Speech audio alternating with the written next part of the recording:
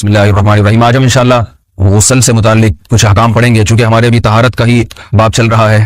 غسل کب فرض ہوتا ہے اور غسل کا طریقہ کیا ہے؟ رسول اللہ صلی اللہ علیہ وسلم نے فرمایا ان اللہ لا یستحی من الحق، اللہ تعالیٰ حق بات کو بیان کرنے سے حیا نہیں کرتے۔ تو غسل کے جو مسائل ہیں ان میں بھی بعض دفعہ کچھ ایسی باتیں آتی ہیں جو بظاہر حیا کے خلاف ہیں، لیکن علم کی ایک بات ہے، سیکھنے اور سکھانے میں حیا اگر کریں گے تو پھر ظاہر ہے ساری زندگی جاہل ہی رہے گا انسان۔ اور غسل کے مسائل سیکھنا اس لیے ضروری ہے کہ غسل جب فرض ہوتا ہے تو جب تک مکمل غسل نہ ہو آپ کی نماز ادا نہیں ہوتی۔ رسول اللہ صلی اللہ علیہ وسلم نے فرمایا الماء من الماء، حدیث ہے کہ غسل فرض ہوتا ہے خواہش نفس کے ساتھ جسم سے منی خارج ہونے سے۔ مرد پہ غسل کب فرض ہوگا؟ جب اس کے جسم سے شہوت کے ساتھ منی خارج ہو۔ منی بالکل سفید رنگ کی چیز ہے، ایک ہوتی ہے مزی، شہوت پیدا ہونے سے اگر کسی کے مرد یا عورت کے صرف رطوبت خارج ہونا شروع ہو گئی اس سے غسل فرض نہیں ہوتا، جب تک مکمل شہوت پوری نہیں ہو جاتی اور مادہ منویہ خارج نہیں ہو جاتا، چاہے احتلام کی صورت میں ہو یا کسی بھی طرح سے ہو۔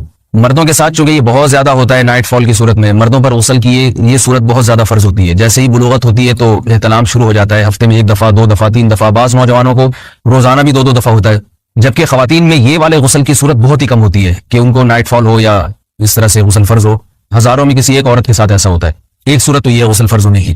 دوسری صورت کیا ہے کہ جب انسان اپنی زوجہ کے ساتھ ملاپ کرے اور انٹرکورس ہو جائے، چاہے اس صورت میں ڈسچارج دونوں میں سے کوئی ہو یا نہ ہو، لیکن دونوں پہ غسل فرض ہو جائے گا، مرد پہ بھی اور عورت پہ بھی۔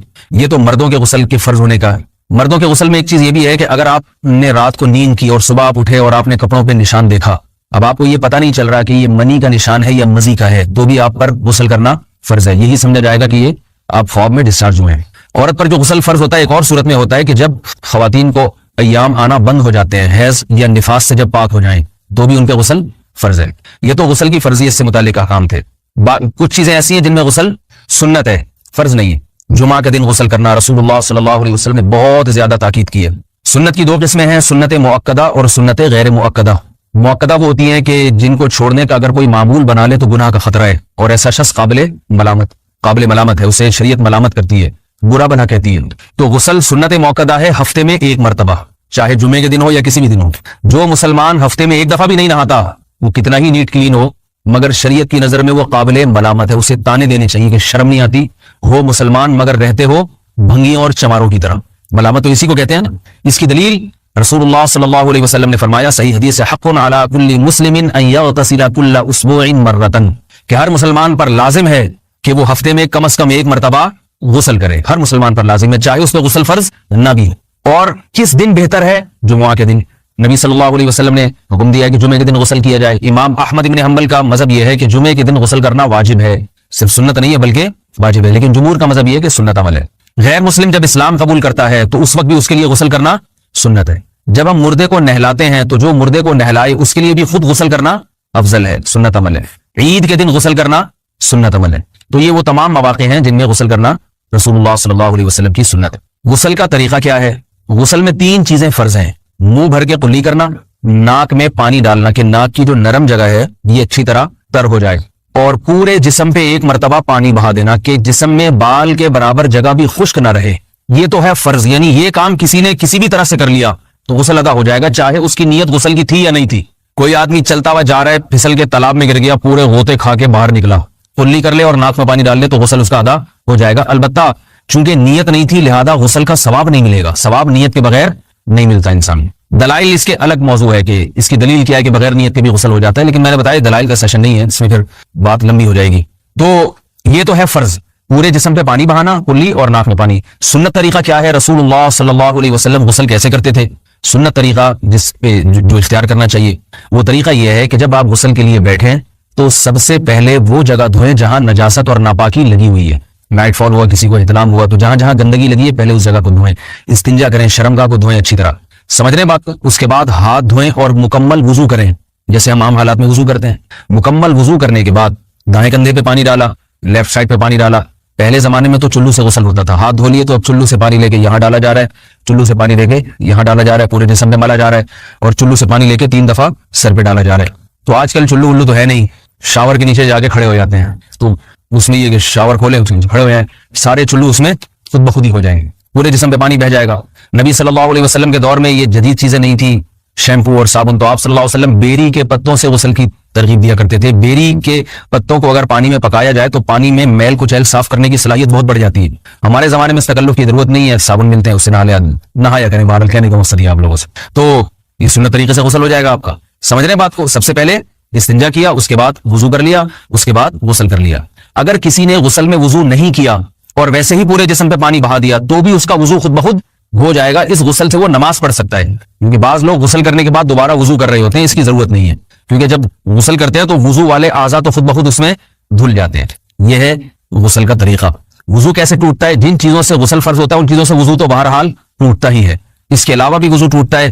اس سے پچھلے لیکچر میں نے کچھ تفصیل بتائی تھی کہ نجاست جسم سے کہیں سے بھی خارج ہو جائے یا نجاست نکل کے بہہ پڑے, اگر قضائے حاجت کی جگہوں سے نجاست خارج ہوئی ہے تو نظر بھی آ جائے وضو ٹوٹ جائے گا, اور قضائے حاجت کے علاوہ جگہوں سے اگر نجاست خارج ہوئی ہے, خون وغیرہ ہے جیسے, تو جب تک نکل کے بہے گا نہیں تو اس وقت تک وضو نہیں ٹوٹے گا. سمجھ رہے بات کو؟ وضو کا طریقہ کیا ہے؟ سب سے پہلے دونوں ہاتھوں کو دھویا جائے, 3 دفعہ کلی کی جائے, مسواک کی جائے, 3 دفعہ ناک میں پانی ڈالا جائے, پھر پورے چہرے کو, پیشانی یہ جو ہے جہاں سے پیشانی ہماری شروع ہو رہی ہے اور تھوڑی کے نیچے تھوڑی جہاں ختم ہو رہی ہے, اور ایک کان کی لو سے دوسرے کان کی لو تک 4 اعضاء ہیں وضو میں دھونا فرض ہیں. 1 چہرہ, نمبر 2 بازو, نمبر 3 سر کا مسا, چوتھائی سر, اور نمبر 4 پاؤں کو دھونا. اس کی دلیل قرآن مجید کی مشہور آیت ہے فَاغْسِلُوا وُجُوهَكُمْ وَأَيْدِيَكُمْ إِلَى الْمَرَافِقِ. اللہ فرماتے ہیں ایمان والو, جب نماز کا ارادہ ہو تو اپنے چہروں کو اور اپنے ہاتھوں کو دھو, سر کا مسا کرو اور پاؤں کو ٹخنوں سمیت دھو. دھونے کا حکم ہے قرآن مجید میں. البتہ سر کے بارے میں یہ نہیں ہے پورے سر کا مسا کرو, بلکہ آ رہا ہے وَامْسَحُوا بِرُؤُوسِكُمْ. با کا لفظ ہے, با آتی ہے تبعیض کے لیے کہ سر کے بعض حصے کا مسا. اب بعض حصے کا قرآن حدیث میں کہیں تذکرہ نہیں ہے, تو اس میں فقہاء کرام کے اجتہادات ہیں. امام شافعی فرماتے ہیں تھوڑا سا بھی ٹچ کر لیا سر کو ہو جائے گا. امام ابو حنیفہ فرماتے ہیں نہیں, کم از کم 1/4 کا ہونا ضروری ہے. سب کے اپنے اپنے دلائل ہیں, ان دلائل میں نہیں جاتا. فقہ حنفی کو جو فالو کرنے والے ہیں تو ان کو چاہیے کم از کم 1/4 سر کا مسا, یہ فرض ہونے کے لیے ضروری. مگر سنت کیا ہے؟ پورے سر کا مسا. نبی صلی اللہ علیہ وسلم دونوں ہاتھوں کو بھگو کے پورے سر کا مسا کرتے تھے ایسے. سمجھ رہے بات کو؟ اور مسا کے جو یہ ٹیکنیکل طریقے ہیں کہ آپ یوں پہلے انگلی بنائیں, پھر یوں لے کر جائیں, پھر یوں گھما کے لائیں, پھر یوں, یہ ٹیکنیکل طریقے حدیث سے ثابت نہیں. مسا کا طریقہ کیا ہے؟ بھیگا ہوا ہاتھ لے کے ایسے پورے سر کو ہو گیا. پھر حدیث میں یہ بھی ہے کہ یوں لے جاؤ اور یہ بھی ہے کہ واپس بھی لے کر آؤ, دونوں طرح سے ثابت. تو ایسے بھی کر سکتے ہیں کہ یوں لے جائیں, اور ایسے بھی کر سکتے ہیں لے کے جائیں اور پھر واپس بھی لے آئیں, دونوں طریقے جائز ہیں. لیکن کم از کم سنت اتنی ہے کہ پورے سر کا مسا ہونا چاہیے. بعض لوگوں کو شو مارنے کا شوق ہوتا ہے, اگر وہ واپس لائیں تو بال ان کے خراب ہو جاتے ہیں, کہتے ہیں یار یہ پھر مسئلہ خراب ہو جائے گا, تو پھر ایسے لوگ صرف یوں ہی لے جائیں کافی ہے. افضل تو یہ کہ یوں بھی لے جائیں, دونوں طرح سے صحیح ہے. بہرحال دونوں حدیث سے ثابت ہیں. سمجھ رہے بات کو؟ اور یہاں ایک اہم مسئلہ بتا دوں, قرآن مجید نے پاؤں کو دھونے کا حکم دیا ہے, پاؤں پہ مسا کرنے کا حکم نہیں دیا. اور حدیث میں خفین پر مسا کرنے کا حکم ہے. تو قرآن اور حدیث کو فقہاء نے جمع کیا ہے. لہذا وہ موزے جن میں آسانی سے پاؤں دھوئے جا سکتے ہیں ان میں چاروں ائمہ کے نزدیک پاؤں پہ مسا کرنا جائز نہیں. سعودی عرب میں جو بعض سلفی حضرات اور یہاں ہمارے ہاں بھی اہل حدیث حضرات نے عام موزوں پر بھی جو مسا کی ایک روایت ڈال دی ہے, اسلاف میں, تابعین, تبع تابعین میں اور چاروں ائمہ کے مذاہب میں اس کا ثبوت نہیں ملتا. اگر اسلاف میں کوئی قائل بھی ہے تو ایک شاذ قول, اکا دکا قول ملتا ہے, ورنہ یہ ائمہ اربعہ کے مذہب کے خلاف ہے, اور جو احادیث جو نقل ہوتی ہیں صحیح سند کے ساتھ ان کے بھی خلاف اور قرآن کی آیت کے بھی خلاف ہے. اس لیے کسی نے عام ساکس پہ اگر مسا کر لیا, جو عام طور پہ آفس پہن کے جاتے ہیں لوگ, اس میں تو پاؤں, آپ اگر ساکس کو پانی کے نیچے رکھیں پورا پاؤں دھل جائے گا آرام سے. تو وہاں کیا ہو رہا ہے کہ قرآن مجید کے حکم کی مخالفت لازم آ رہی ہے, آپ پاؤں دھو نہیں رہے. تو اس لیے ہم یہ سمجھتے ہیں کہ اس صورت میں نماز ادا نہیں ہوگی. سعودی عرب میں بعض سلفی حضرات نماز پڑھاتے ہیں, وہ ایسے ہی کرتے ہیں کہ عام ساکس پہ مسا کر کے نماز پڑھا لیتے ہیں. تو فتویٰ اسی پر ہے کہ ان کی, اگر کسی کو یقین ہے کہ اس نے عام ساکس پہ مسا کر کے نماز پڑھائی ہے تو اس کے پیچھے نماز ادا نہیں ہوگی, کیونکہ قرآن کے مطابق اس کا وضو ہوا ہی نہیں ہے. صدیوں تک کوئی بھی اس قول کا قائل نہیں رہا ہے کہ عام ساکس پہ بھی مسا ہو جاتا ہے. یہ ابن تیمیہ رحمہ اللہ تعالیٰ 7ویں صدی میں اس کے قائل تھے, اور تابعین میں اکا دکا قول ملتے ہیں اس کے, لیکن شاذ قول ہیں, مرجوح قول ہیں, جن پر امت نے فتویٰ نہیں دیا. اور اب سعودی عرب میں بعض سلفی حضرات اس کے قائل ہیں. ہمارے ہاں اہل حدیث حضرات بھی چونکہ اکثر سعودی عرب کے سلفی حضرات ہی کو فالو کرتے ہیں, تو انہوں نے بھی وہیں سے یہ فتویٰ لیا ہے.